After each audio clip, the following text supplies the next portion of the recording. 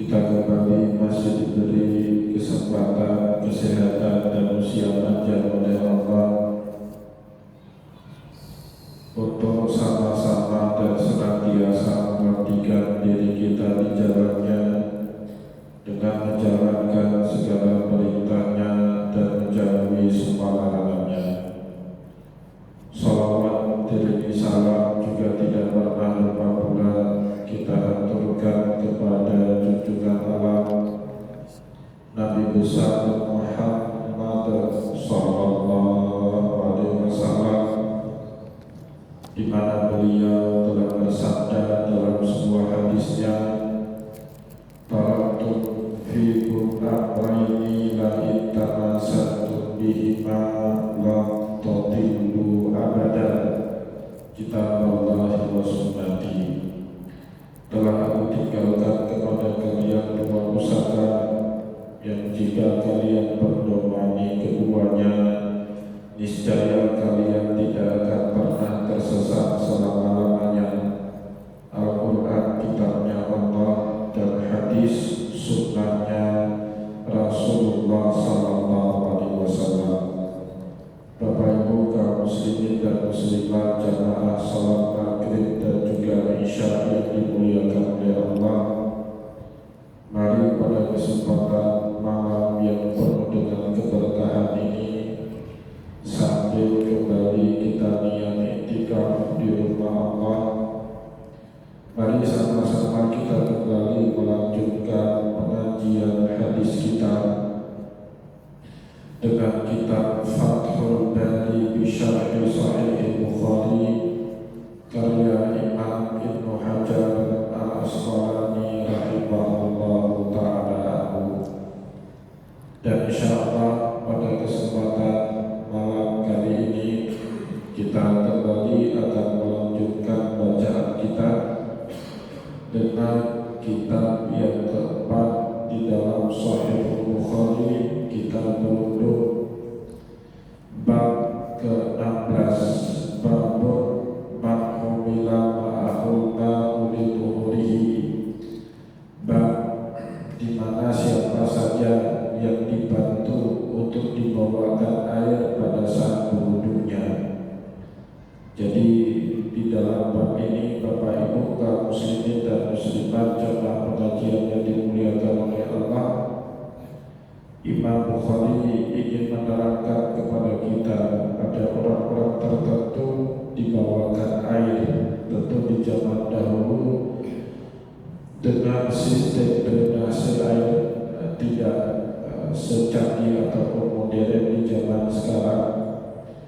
Orang-orang tertentu seperti Nabi ada yang bantu menuangkan dan membawakan air yang kemudian dipakai oleh Rasulullah sallallahu alaihi wasallam untuk berwudu. Maka pada kitab yang keempat bab 16 di dalam Sahih Bukhari, Imam Bukhari menjudulkan bab 16 tersebut dengan babun man humila ma'ahul ma'u li tuhurih, bab barang siapa saja yang dibawakan kepadanya sejumlah air untuk digunakan dalam bertaharah, baik taharatun an haditsil asghari maupun taharatun anil haditsil akbari, baik taharah dari hadas kecil maupun taharah dari hadas besar. Bapak Ibu kaum muslimin dan muslimat, jamaah pengajian yang dimuliakan oleh Allah, Imam Bukhari sebelum meriwayatkan kepada kita hadis nomor 151 di dalam kitab Sahihnya, terlebih dahulu beliau mengutip pendapat ataupun disebut dalam ilmu hadis dengan asar ma sudira an ghairi Rasulillah minas sahabati wa tabi'in yaqulu lahu asar, apapun yang dinisbahkan kepada selain dari Rasulullah, baik dari pendapatnya para sahabat maupun tabi'in, disebut dalam kajian hadis dengan asar. Bapak Ibu yang dimuliakan oleh Allah, oleh Imam Bukhari sebelum dinukilkan kepada kita hadis nomor 151, terlebih dahulu beliau mengutip sebuah asar dari sahabat Rasulullah SAW yang bernama Abu Darda. Kalau orang Arab menyebutnya Abu Durda. Yang saat ini makam beliau atau kuburan beliau berada di Iskandaria di Mesir. Karena setelah wafatnya Rasulullah SAW, banyak para sahabat itu intasyaru fil alam, mereka menyebar dengan berbagai motivasi dan tujuan. Tapi pada umumnya tujuan para sahabat menyebar dan pindah dari kota Madinah disebabkan dua faktor, Bapak Ibu. Yang pertama, ingin menyebarkan agama Allah Subhanahu wa taala fi jami'i anha'il alam, pada setiap penjuru dunia. Yang kedua, motivasi mereka tidak lagi betah hidup yang hanya bisa mengingatkan mereka kenangan kepada Rasulullah, seperti Bilal bin Rabah radhiyallahu anhu, muazzinnya Rasulullah. Beliau setelah wafatnya Rasulullah memutuskan untuk tidak tinggal di kota Madinah karena tak sanggup mengingat kenangan-kenangan hidup selama bersama dengan Rasulullah. Setiap kali beliau mengumandangkan azan asyhadu anna Muhammadar Rasulullah, gak kuat, beliau jatuh pingsan. Maka semenjak itu Bilal bin Rabah gantung mikrofon, pensiun dari muazzin, pindah ke negeri Syam, berdomisili di sana sampai nanti kembali di zaman Umar bin Khattab radhiyallahu anhu. Oleh sahabat Nabi yang masih hidup di zaman itu diminta beliau, karena kangen rindu dengan suara Muaz bin atau Bilal bin Rabah, para sahabat meminta setengah mendesak kepada Bilal untuk mau mengumandangkan azan sebagaimana dulu di zamannya Rasulullah. Karena diminta, akhirnya Bilal bin Rabah menguatkan diri. Tapi Bapak Ibu, kembali saat beliau sampai pada kalimat asyhadu anna Muhammadar Rasulullah, gak kuat, ya tumbang, jatuh pingsan. Begitu juga motivasi sahabat yang pertama, Bapak Ibu, tadi pergi ke sana kembali setelah wafatnya Rasulullah untuk mengembangkan dan menyebarkan dakwah agama Allah, termasuk di antaranya Abu Darda. Beliau pergi sampai ke Mesir, di mana Mesir pada saat itu Islam masih belum masuk, belum menjadi agama masyarakat Mesir. Islam itu baru mulai menyebar di Mesir itu setelah Futuhat Islamiyah, setelah penaklukan Islam yang dilakukan oleh Amr bin As di zaman Umar bin Khattab menjadi khalifah. Dan itu yang membuat Abu Darda kemudian hijrah ke Mesir untuk menyebarkan ajaran agama Allah. Abu Darda suatu hari pernah ditanyai tentang hadis nomor 151. Nah, ini sebelum kita bacakan riwayat hadisnya, hadis nomor 151 ini disampaikan atau diriwayatkan kepada kita oleh khadarnya Nabi Anas bin Malik radhiyallahu anhu. Beliau menceritakan pengalamannya bersama dengan Rasulullah. Karena Rasulullah sallallahu alaihi wasallam jika kharaja li hajatihi, Rasulullah sallallahu alaihi wasallam kalau keluar rumah. Nah, ini di awal-awal Nabi Muhammad hijrah ke kota Madinah, seperti yang sudah kita sampaikan pada pertemuan yang lalu, di mana belum ada khalaq, belum ada toilet yang dibangun bersebelahan atau di dalam rumahnya Rasulullah. Maka dulu Bapak Ibu, orang kalau mau buang hajat, buang air besar, buang air kecil di tempat kosong di ardil falah, ya, di tempat yang kosong jauh dari keramaian orang. Sampai kemudian seperti yang sudah kita baca pada pertemuan yang lalu, Nabi Muhammad meminta rumah yang dibangun kemudian itu dibangunkan juga tempat pembuangan air besar dan tempat pembuangan air kecil. Maka oleh sebab itu semua riwayat hadis yang awal mengungkapkan kata kharaja pada saat Nabi Muhammad mau buang air besar, mau buang air kecil. Makna daripada kata kharaja ini keluar rumah, Bapak Ibu.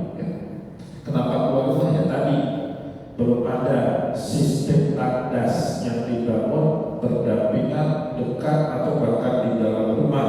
Di masa awal Nabi Muhammad hijrah ke kota Madinah, beda dengan zaman kita sekarang. Kayaknya tidak ada lagi rumah yang di dalamnya tidak ada toilet, kakus ataupun kamar mandi, semuanya ada. Jangankan dulu sekali lah Bapak Ibu, di zaman Rasulullah 1400 tahun yang lalu, di awal-awal Indonesia merdeka saja, orang kita masih ada sebagiannya yang gak punya tandas di rumah. Kalau mau buang air besar, mau buang air kecil ke Menasah, atau kalau di kampung itu ada sungai Jauhgrung, buang air besar, buang air kecil. Nah, itu masih ada di zaman kita yang masih dekat dengan sekarang, apalagi dulu di zamannya Rasulullah. Maka Anas bin Malik di dalam hadis nomor 151 ini menceritakan kepada kita, karena Rasulullah SAW tidak kharaja li hajatihi, Rasulullah SAW kalau keluar rumah untuk membuang hajatnya, air besar maupun air kecil, tapi tubuh anak wa ulang minna, anak saya, maksudnya Anas bin Malik, tapi tubuh aku pun mengikuti, mengikori Rasulullah, membantu membawakan mithal, alat yang dipakai oleh Nabi Muhammad untuk bersuci. Ya, mithal itu boleh apapun, air, mithal, atau kalau bersucinya dengan batu atau disebut dengan istijmar, maka Anas bin Malik membantu membawakan batu, kayu, atau benda-benda kasar yang lain yang biasanya dipakai oleh Nabi Muhammad untuk bertaharah. Dan kadang-kadang Anas bin Malik radhiyallahu anhu tidak sendirian. Nah, di sini disebut ya, tapi tubuh anak wa ulamu minna.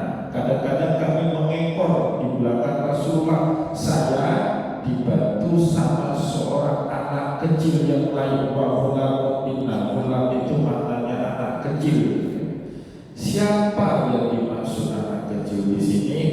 Tidak diterangkan di dalam Sahih Bukhari. Bapak Ibu kalau buka Sahih Bukhari tidak ada keterangan wa ulamu minna. Di situ maksudnya siapa? Anak kecil yang mungkin usianya lebih kurang seumuran dengan Anas bin Malik radhiyallahu anhu. Namun Bapak Ibu kaum muslimin dan muslimat jamaah pengajian yang dimuliakan oleh Allah, perkataan Abu Darda di awal tadi menjelaskan siapa yang dimaksud di dalam hadis Bukhari dengan anak kecil tadi yang ikut bersama dengan Anas bin Malik membawa alat-alat yang dibutuhkan oleh Rasulullah untuk beliau bertaharah. Apa kata Abu Darda radhiyallahu anhu tentang anak kecil itu? Kata Abu Darda, alaisa fikum sahibun nalaini wa tahuri wal wisadi, apakah tidak ada di tengah-tengah kalian sahibun nalain? Ini Bapak Ibu ceritanya, Abu Darda suatu hari kedatangan seorang tabi'in dari Kufah. Nah, jadi seorang tabi'in dari Kufah ini datang ke Mesir. Abu Darda pada saat itu sudah lagi tidak tinggal di Madinah, sudah hijrah di Mesir, sebagaimana diterangkan oleh Imam Ibnu Hajar di dalam kitab Fathul Bari. Nah, tabi'in ini bernama Ikrimah radhiyallahu anhu. Ikrimah pada saat datang ke Mesir, Bapak Ibu bertemu dengan Abu Darda. Ikrimah kan pernah dengar siapa Abu Darda itu, salah seorang sahabat Nabi yang juga banyak meriwayatkan hadis dari Rasulullah. Senanglah Ikrimah ketemu dengan sahabat yang tentu pengetahuannya tentang sunnah Rasulullah lebih banyak daripada dirinya beliau yang sama sekali tidak pernah ketemu dengan Nabi. Maka Bapak Ibu pada saat Ikrimah mendatangi Abu Darda, Abu Darda pun bertanya, kau berasal dari mana? Ana jitu min ardil Kufah. Saya datang dari negeri Kufah. Nah, disitulah kemudian Abu Darda berkata, alaisa fikum sahibun na'raini wa tahuri wa wisadi. Bukankah ngapain kamu jauh-jauh ke Mesir belajar agama kepada saya? Alaisa fikum, bukankah di negeri sana, maksudnya di negeri Kufah, di tempat negeri asalmu, sahibun na'raini, seorang yang dulu sering membantu membawakan atau menetek sendalnya atau sepasang atau kedua sendalnya Rasulullah. Wattahuri, bukan tuhur tapi at-tahur, alat untuk bertahan. Wattahuri, dan sering juga membantu membawakan alat bertahannya Rasulullah. Wal wisadi, dan bahkan terkadang ikut membawa bantal untuk Rasulullah SAW. Boleh-boleh kita tahu Bapak Ibu, Nabi Muhammad itu punya kebiasaan untuk tidur siang sesaat. Dalam hadis disebut dengan qailulah. Tidur siangnya Nabi kadang-kadang bukan di rumah, tapi tidurnya siang Nabi itu kadang-kadang di Masjid Nabawi. Selepas sholat zuhur berjamaah, Nabi Muhammad mengambil waktu sebentar ya untuk melakukan qailulah, tidur siang sesaat. Nah, kadang-kadang Rasulullah tidurnya pakai bantal, dan bantal itu dibantu bawakan oleh seorang sahabat yang dalam riwayat ini disebut sama Abu Darda, alaisa fikum sahibun na'rain. Bukankah di kampung kalian di negeri Kufah itu ada ahlinya penetek dua sendalnya Nabi? Wattahuri, bahkan Nabi Muhammad ketandas pun dia ikut di belakangnya membantu membawakan air untuk dipakai Rasulullah bertahan. Wal wisadi, dan bahkan juga membawa bantal untuk tidurnya Nabi Muhammad. Siapa orang ini? Di dalam kitab Fathul Bari, Imam Ibnu Hajar al-Asqalani memastikan orang itu bukan lain dan tiada lain kecuali Abdullah bin Mas'ud radhiyallahu anhu. Kenapa demikian? Pertama, Bapak Ibu, Abdullah bin Mas'ud itu sahabat Nabi yang usianya lebih kurang hampir berdekatan dengan Anas bin Malik. Mana mungkin Anas bin Malik anak kecil berani berkata, anak wa mu'mina, saya ngekor di belakang Rasulullah dengan seorang anak kecil dari kalangan kami juga. Tak mungkin kan? Berani Anas bin Malik kalau menyebut sahabat senior dengan nama ghulamun atau anak kecil, tak mungkin. Nah, sedangkan Abdullah bin Mas'ud usianya mirip-mirip, hampir supaya lebih kurang dengan Anas bin Malik radhiyallahu anhu. Indikasi yang pertama, indikator yang pertama. Yang kedua, Bapak Ibu yang dimuliakan oleh Allah, setelah wafatnya Rasulullah, Abdullah bin Mas'ud ini termasuk pengikutnya Imam Ali bin Abi Thalib. Kita tahu bersama dalam sejarah Islam yang panjang, kelak setelah Utsman bin Affan wafat, Ali bin Abi Thalib menjabat jadi khalifah. Beliau memutuskan untuk memindahkan ibu kota Islam tidak lagi di Madinah tapi di negeri Kufah. Alasannya apa? Madinah tidak stabil, tidak aman. buktinya siapa? Buktinya apa? Khalifah Utsman bin Affan saja terbunuh Bapak Ibu di rumahnya. Maka tidak cocok lagi Madinah dijadikan sebagai ibu kota pemerintahan. Berdasarkan fakta itulah kemudian Ali bin Abi Thalib memindahkan ibu kota Islam itu ke Kufah, ikut bersama dengan Ali bin Abi Thalib Abdullah bin Mas'ud radhiyallahu anhu. Itu alasan kedua. Imam Ibnu Hajar al-Asqalani memastikan kepada kita, anak wahula minna, anak kecil yang bersama dengan Anas bin Malik membantu membawakan alat taharat dipakai Rasulullah SAW pada hari itu bernama Abdullah bin Mas'ud radhiyallahu anhu. Itu fakta yang kedua. Fakta yang ketiga, dan itu tidak bisa dibantahkan lagi Bapak Ibu, fakta yang ketiga bahkan didukung di dalam riwayat yang lain di dalam Sahih Bukhari.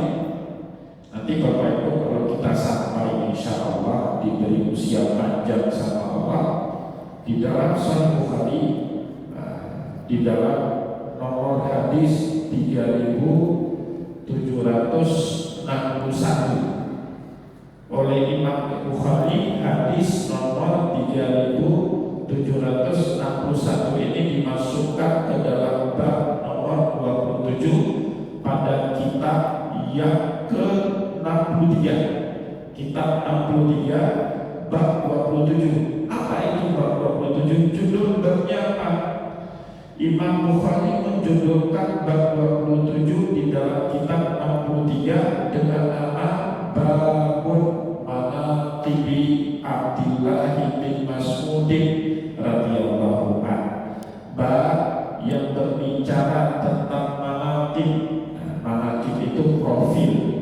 Jadi nanti di akhir-akhir bab Sahih Bukhari itu Bapak Ibu ada bab-bab khusus yang berbicara mengenai profil sahabat-sahabat Nabi yang banyak meriwayatkan hadis. Di bab ke-27 yang berbicara tentang manaqib Abdullah bin Mas'ud radhiyallahu anhu, tentang manaqib profilnya Abdullah bin Mas'ud radhiyallahu anhu, di antaranya hadis nomor 3760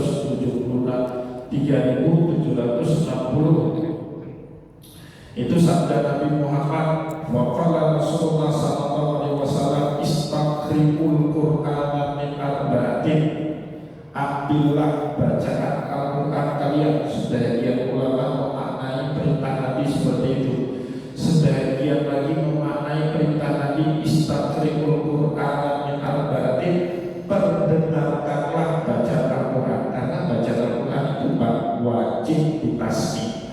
Kalau nggak ditasbih nggak akan pernah beres bacaan Al-Quran kita itu. Bapak Ibu belajar ilmu tajwid, ngafalin abjadiyah Arab, kita bisa baca Quran Arab, belum tentu bisa baca Quran berbahasa Arab, belum tentu. Ya, sudah menguasai semua ilmu tajwid, apa itu mad wajib, apa itu mad jaiz, apa itu mad alif disukun, apa itu mad asli, mad badal, sudah di luar kepala kita. Makharijul huruf sudah bisa kita lafalkan semuanya. Kita juga tahu itu apa huruf qalqalah, kapan dibaca gunnah, kapan dibaca iqlab, kapan dibaca idgham, kapan dibaca idham. Kita sudah tahu semua teorinya. Tapi kalau baca Bapak Ibu tidak pernah ditasbihkan, dibacakan di hadapan orang yang memang ahli dalam Al-Quran, pasti baca kita tidak akan pernah benar untuk selama-lamanya. Maka Al-Quran itu wajib Bapak Ibu ditasbih. Tidak usah malu memperdengarkan bacaan Al-Quran kita. Dengan itulah akhirnya bacaan Al-Quran kita terkoreksi oleh guru tempat kita perdengarkan bacaan Al-Quran tadi. Nah, kata Nabi Muhammad di dalam hadis itu, istaqra'ul Qur'an min arba'atin, bacakanlah oleh kalian atau ambillah bacaan Al-Quran, pelajarilah Al-Quran dari 4 orang sahabat. Salim Maula Abi Huzaifah, Ubay bin Ka'ab, Mu'az bin Jabal, dan salah satu dari keempat itu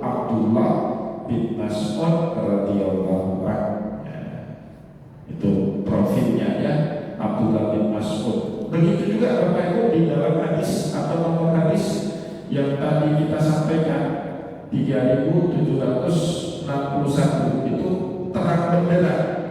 Anak kecil yang dimaksud sama Anas bin Malik yang menemani beliau membawakan alat tahara kepada Rasulullah itu adalah Abdullah bin Mas'ud radhiyallahu anhu. Di hadis nomor 3761, seorang tabi'in yang bernama Imam Laisi, beliau bercerita pengalaman beliau. Dakhaltu Syam, satu hari aku pergi ke negeri Syam atau ke kota Syam.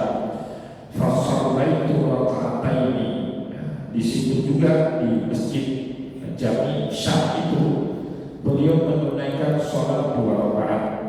Tanpa disebut sholat apa, kemungkinan besar itu sholat tahiyatul masjid.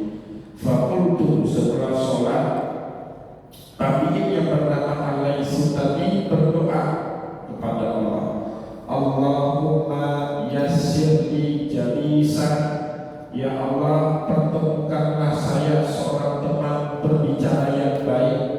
Itu doanya orang-orang dulu seperti itu. Bapak Ibu khawatir betul kalau sudah duduk misalnya di masjid ketemu dengan orang yang gak baik, nanti ajaknya buat dosa, ngomongin orang, ghibah, fitnah orang, buhtan, ya, atau manas-manasin orang, namimah, ya, jadi dosa di dalam masjid. Maka tabi'in yang bernama Al-Lais berdoa kepada Allah, Allahumma yassirli jalisan, ya Allah pertemukanlah saya dengan seorang teman hidup yang enak diajak bicara dan orangnya taat dan baik. Faraitu syaikhan muqbilan, dan lama setelah saya berdoa, tiba-tiba datang seorang tua, orang yang sudah tua usianya, atau di dalam bahasa Arab disebut dengan syekh. Jadi syekh itu bukan hanya menyebut orang yang tua dengan ilmu. Orang yang tua dengan ilmu agama disebut dengan syekh, tetapi juga orang yang sudah tua usianya di dalam bahasa Arab disebut dengan syekh. Faraitu syaikhan muqbilan, aku mendapati ada seorang tua masuk mendekat kepadaku. Falamma dana kultura, pada saat syekh itu mendekat dengan tempat aku duduk, aku pun berkata kepada dirinya, arju ayyakuna istajaballahu li. Moga-moga engkau adalah bentuk pengampunan Allah terhadap doaku tadi. Itu dulu salafus saleh seperti itu, Bapak Ibu, minta didekati oleh orang-orang terbaik, ya. Maka syekh itu pun kemudian bertanya kepada Ikrimah. Ini hampir mirip kisahnya dengan cerita Abu Darda tadi. Min aina anta, dari mana kamu berasal? Ditanya kepada Al-Lais. Imam Lais pun kemudian menjawab, kuntu min ahli Kufah, saya berasal dari negeri Kufah. Dan Kufah itu sekarang utaranya Baghdad, ya, sebelah utaranya Baghdad itu ada provinsi sekarang namanya Kufah. Faqala alam yakun fikum sahibun na'laini wal wisadati wal idharah. Bukankah di negeri Kufah itu ada seorang sahabat Nabi yang dulu bahkan saking dekatnya dengan Nabi, dia kemana-mana yang nenteng buah sendalnya Nabi. Nah, jadi Nabi kemana-mana, sahabat ini yang nenteng. Siapa orang ini? Ya tadi Abdullah bin Mas'ud radhiyallahu anhu. Nabi Muhammad dan para sahabat begitu juga etika, bukan hanya dalam syariat kita itu Bapak Ibu, ya, dalam syariat agama samawi. Masuk ke rumah ibadah kita harus lepas namanya alas kaki, tak boleh masukkan alas kaki. Bapak Ibu mungkin pernah baca cerita tentang Nabiullah Musa pada saat pertama sekali terima wahyu dari Allah di atas lembah Bukit Tur Sina. Jadi di tempat Wadil Muqaddasi Tuwa, Allah menyebutnya Wadil Muqaddasi Tuwa, di lembah yang telah disucikan sama Allah. Di tempat itu saat menjelang Nabiullah Musa menerima wahyu pertamanya dari Allah, Allah minta Nabiullah Musa fakhla'na laika innaka bilwadil muqaddasi tuwa. Copot dua sendal, dua alas kaki yang sedang kau pakai, karena saat ini kamu berada di wadi, di lembah yang dihormati dan disucikan Allah. Nabiullah Musa copot sendal dan beliau kemudian mulai menerima wahyu dari Allah. Berdasarkan itu Bapak Ibu, di dalam syariat Yahudi sampai hari ini, kalau masuk rumah ibadah mereka, somi'ah dalam bahasa Arab, orang Inggris menyebutnya dengan sinagog, sama seperti kita orang Islam. Bapak Ibu tidak boleh pakai sendal, tidak boleh pakai alas kaki. Yang beda itu, yang aneh itu Kristen, aneh itu pakai sepatu pacul, pakai apa itu, sepatu high heels itu yang bukan perempuan, ya kan, macam-macam lah itu aneh. Maka di dalam Islam Bapak Ibu, kalau baca kitab tafsir apapun, makna ujung daripada surat Al-Fatihah ghairil maghdubi alaihim waladhdallin. Apa makna waladhdallin di situ? Kan kita minta sama Allah ihdinas siratal mustaqim. Apa itu siratal mustaqim? Siratal ladzina an'amta alaihim ghairil maghdubi alaihim waladhdallin. Apa dimaksud dengan dhalim? Dhalim itu orang Nasrani, Pak. Menyimpang betul dari agama Samawi. Nasrani itu Allah tauhid agamanya. Datang Nasrani buat gambar, buat lukisan, buat patung, buat salib. Di dalam sinagog persis seperti dalam masjid, nggak boleh ada gambar, lukisan, patung, salib, nggak boleh ada. Persis Yahudi itu monoteisme, ya, ahli tauhid, sama seperti kita. Cuma kesalahan Yahudi itu satu aja, dan mau mengakui Muhammad Sallallahu Alaihi Wasallam sebagai Nabi utusannya Allah. Itu salahnya Yahudi. Yang lain sama semua syariat Yahudi dengan kita. Tidak boleh makan babi kita, mereka juga. Tidak boleh makan hewan bertaring berbulu tajam kita, mereka juga. Tidak boleh mabuk-mabukan kita, mereka juga. Tidak boleh makan riba sama kita, tidak boleh, mereka juga. Datang Adam Smith, Kristen, membuat kapitalisme, membuat riba. Aneh itu Kristen, keluar menyimpang jauh dari agama tauhid. Masuk gereja bawa sepatu, kita tidak boleh. Yahudi juga tidak boleh, Pak. Pakai sepatu itu tidak boleh, pakai alas kaki, ya, kecuali orang Islam yang seperti Yahudi. Itu kan banyak juga. Nah Bapak Ibu kaum muslimin dan muslimat jamaah pengajian yang dimuliakan oleh Allah, afalan yakun fikum shahibun alaih. Bukankah ada di kampung kalian itu sahabat Nabi yang saking dekatnya dia dengan Nabi, kemana-mana Nabi pergi, dialah yang netek sendal Nabi, bantal Nabi, alat bersuci Nabi. Awalan yakun fikumul ladzi ujira minasyaitan. Bukankah di kampung kalian itu ada seorang sahabat yang sudah dijamin sama Rasulullah SAW terhindar dari segala macam godaan syaitan. Dan siapa yang dimaksud? Abdullah bin Mas'ud juga. Awalam yakun fikum sahibus sirril ladzi la ya'lamu khairahu. Bukankah di kampung kalian ada sahabat Nabi yang banyak mengetahui rahasia-rahasia kenabian yang bahkan tidak diketahui oleh sahabat-sahabat Nabi yang lain? Siapa itu? Abdullah bin Mas'ud. Dia banyak tahu, Pak. Kenapa? Saking dekatnya dia dengan Nabi, banyak sekali pengetahuan dia tentang sunnah Nabi yang boleh jadi tidak diketahui oleh sahabat-sahabat yang lain. Nah, akhirnya maksud Al-Laitsu belajar dengan Syekh tadi berbalik. Syekh itu belajar kepada Imam Laits, ya. Kaifa qala Ibnu Ummi Abdin. Bagaimana si Ibnu Ummi Abdin itu membaca Al-Quran. Walaihina, orang tua ini, Pak, Quran itu ada ayat yang awalan suratnya walaili. Gimana dibaca sama Sohibuna penektek dua sahabat Nabi atau Abdullah bin Mas'ud.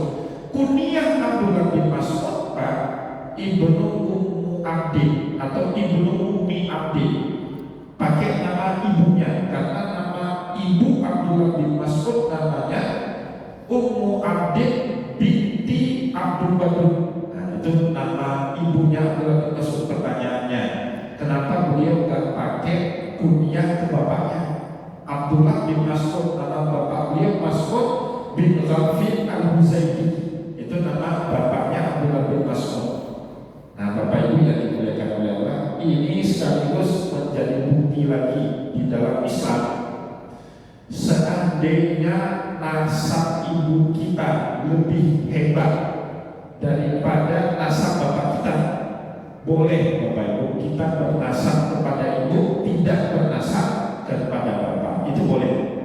Contohnya apa? Hasan Husain binti Fatimah bin Rasulullah Sallallahu Alaihi Wasallam. Begitu. Hasan dan Husain itu kadang-kadang disebut tidak berbin Ali bin Abi Thalib, tapi kepada Fatimah binti Rasulullah Sallallahu Alaihi Wasallam. Kenapa? Jauh lebih mulia secara nasab Fatimah daripada Ali bin Abi Thalib. Hasan Husain itu menyambung nasabnya kepada Nabi lewat Fatimah, bukan lewat Ali bin Abi Thalib. Nah, maka Hasan dan Husain kadang-kadang disebut binti Fatimah binti Rasulullah Sallallahu Alaihi Wasallam. Nah, ini menandakan itu boleh ya. Di Aceh itu ada istilah Jumaja. Itu juga ya. Jumajanya maju. Ayah berteku. Biasanya disebut Jumaja. Separuh, bangsawannya separuh setengah, karena dari mama bukan dari bapak. Itu kalau di Aceh ada istilah Jumaja. Kalau di Syarifah itu di Wati. Kalau ibunya Syarifah kawin bukan dengan Said, itu biasanya kalau laki-lakinya dipanggil Di, kalau perempuannya dipanggil Wati, separuh itu. Itu cara menghormati nasab seperti itu. Dari mana? Nah, ini salah satunya Pak. Abdullah bin Mas'ud tidak dipanggil dengan nama bapaknya. Disebut sama orang tua tadi kepada Imam Lais, kaifa qara'a Ibnu Ummi Abdi. Bagaimana Ibnu Ummi Abdi membaca ayat walaili? Siapa yang dimaksud Ibnu Ummi Abdi? Abdullah bin Mas'ud, karena nama ibu beliau Ummu Abdi binti Wadud binti Abdul Wadud. Itu nama ibu daripada Abdullah bin Mas'ud radhiyallahu anhu. Nah, maka pada saat dibaca walaili disambung oleh Imam Al-Lais, faqaratu, aku pun membaca seperti yang aku dengar dari sahabat Nabi Abdullah bin Mas'ud. Siapa Abdullah bin Mas'ud? 4 orang sahabat utama yang menjadi rujukan Al-Quran bagi sahabat-sahabat Nabi yang lain. Jadi 4 orang sahabat yang baca Al-Qurannya hampir 100% mirip dengan bacaan Al-Quran Rasulullah. Salah satunya Abdullah bin Mas'ud, kemudian Huzaifah Maula Sami bin Abi Huzaifah, Mu'az bin Jabal, dan yang terakhir Abdullah bin Mas'ud radhiyallahu anhu. Maka beliau menyambung bacaan tadinya walaili idza yaghsha wa nahari idza tajalla wa ma khalaqa dzakara wal unsa inna sa'yakum lasyatta fa sampai akhir daripada ayat surat Al-Lail. Bapak Ibu kaum muslimin dan muslimat jamaah pengajian yang dimuliakan oleh Allah. Nah, maka pada saat Anas bin Malik di dalam hadis nomor 151 beliau berkata, karena Rasulullah